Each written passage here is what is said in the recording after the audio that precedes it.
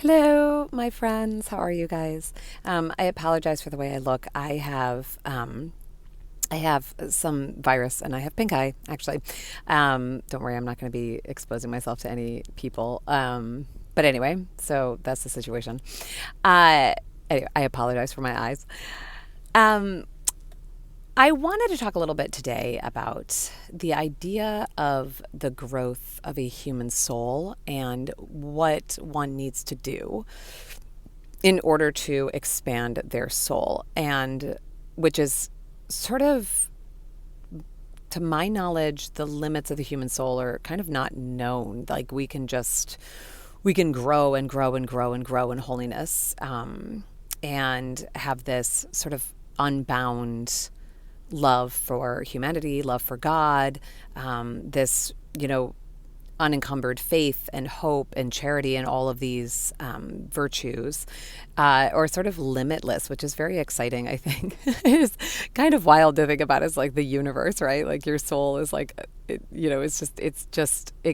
can grow beyond measure, which I think is really true, because you see these saints that are just remarkable people and can withstand pain and suffering in a way that no one else can, like people that are being roasted alive, like St. Lawrence, and, you know, sort of laughing about it because their love for God is so extreme, and just like so deep and profound. But the problem with growth in general, is that it does require some degree of action on our part. Um, we can't simply want something but not set our will to it. And in order to receive this growth, or in order to grow our souls, we must necessarily change things about us. And that's unique to the individual, and a spiritual director can be very helpful with this. But beyond simply pious practices that we have to do, prayer and frequent reception of the Eucharist and all of those things, and confession, we also have to stop doing things. And especially we have to stop kind of habitual thought processes that are damaging to us spiritually. I like to think about these habitual thought processes as like, rats on a track, like a rat race, that it just, you get stuck in a groove, and then you just go round and round and round the track, right? And I think we've all kind of experienced this. I certainly have. I tend towards obsessive thinking about things.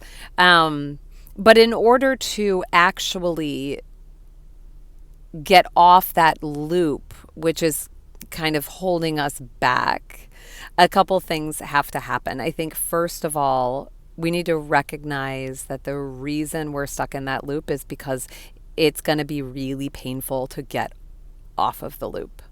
Recently, I started stretching, like taking like stretching very seriously.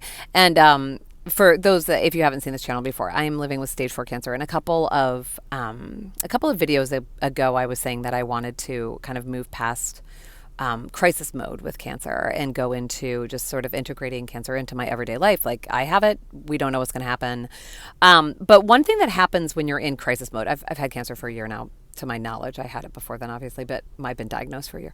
One thing that happens when you're in crisis mode is like you kind of contract all your muscles. Like you're like all the time. You're just really stiff all the time, and all of your muscles get like super, super tight. I don't know if anybody's ever experienced like profound grief, but or profound fear and all of those things. Like you just kind of like, um, and so one thing, I'm like, okay, I'm moving out of crisis mode, and the first thing I'm going to do is I'm going to like stretch my muscles. Like literally, I'm going to stretch my muscles, and it's extremely painful. And I'm doing all the like nerve flossing and all that stuff too. But stretching hurts. It's like you've got to stretch, and that's the thing. The growth of the human soul hurts too. And it hurts because you have to let go of these adhesions that are holding your soul back. In the same way that when you stretch, your muscles have to let go of, there's going to be these little itty bitty tears in your muscles.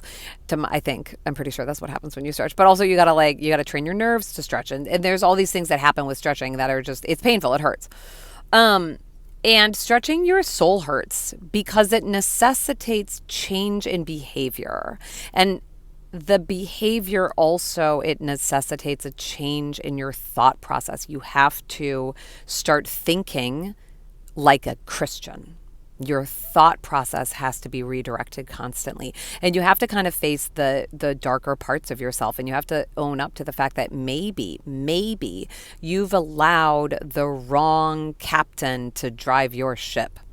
Like maybe, just maybe, you've allowed various demons to just kind of take over and tell your brain to think about whatever it is they want you to think about.